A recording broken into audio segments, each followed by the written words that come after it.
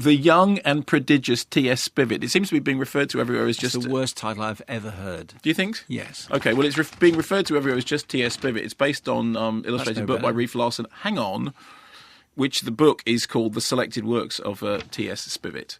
You haven't read it? You haven't come across it? No. Okay, so the story is it's described on the poster as a 3D adventure, and I'll come to that in just a second. So it is a fanciful tall tale about a young boy living in Montana who is incredibly intelligent with a guilty, tragic secret, well, not secret, a guilty, tragic thing in his past, living on a ranch in which his mother is very, very interested in bugs. His father is a cowboy. He is a genius and at the age of 8 has invented the perpetual motion machine, which causes him to get a call from the Smithsonian, who are so impressed they want to give him a prize. Problem is, they don't know he's a kid. Hello? Hello. Yes. I would like to speak to T.S. Spivet. This is Miss Gibson. Undersecretary of the Smithsonian. Hold on. Father! Father's all yours, Miss Gibson. Hello, Mr. Spivet. Yes? My dad is listening? Could you hand him the phone, please? No. My father is mute, Mrs. Gibson. He can hear you, but can only respond in sign language. I'll translate everything for you. Okay. You are the T.S. Spivet that has just invented the magnetic wheel? One second. Father is saying... Yes.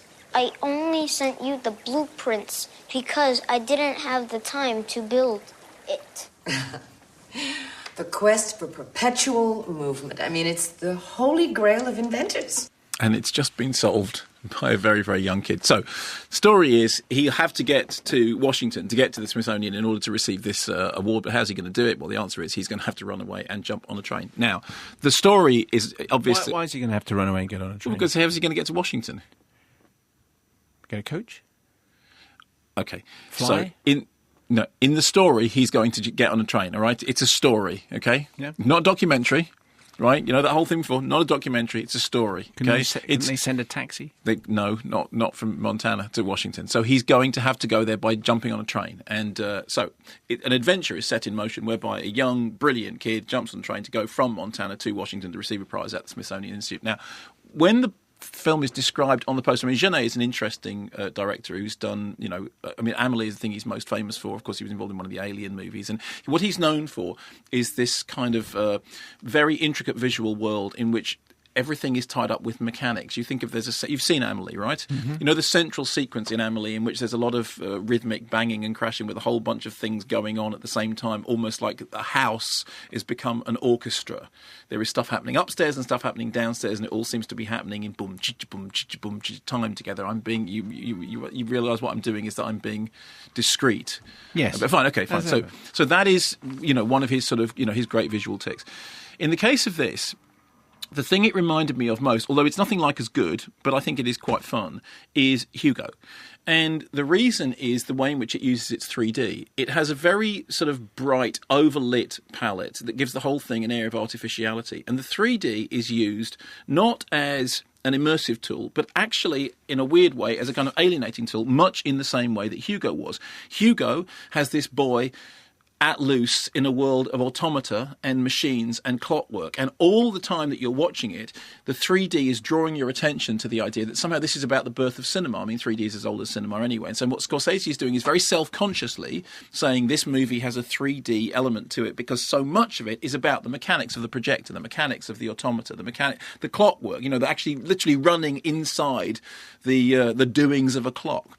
In the case of this, it's doing a similar thing, which is that it's drawing your attention all the time to the 3D. It's not using the 3D and saying this is an immersive world because this is what the world looks like. What it's doing is it's actually drawing you back to Genet's own. I mean, at the age of 8, he apparently had a Viewmaster.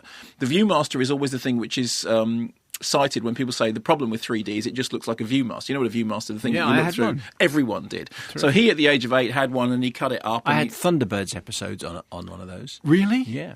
pull down the lever and it showed a different. That's different right. scene, Wow. didn't Okay, it? fine. So, well, Genet had one of those, and what he would do is he would project the slides. He would take them apart. He would take the whole machine apart and use it and rearrange them in order to make movies. So, once again, it's somebody using 3D as a way of making a film that draws your attention to the fact that it is a film. All the time when you're watching the movie, every particular situation is somehow turned into a graph in T.S. Spivet's mind, and the graph will then float up off the screen.